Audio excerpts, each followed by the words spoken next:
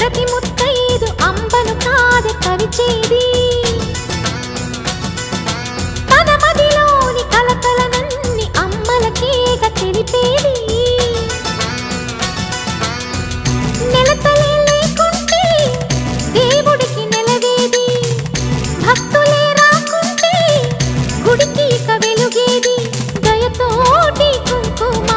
పూలు అక్షింతలు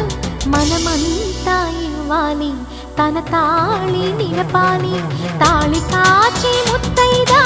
ఎల్ల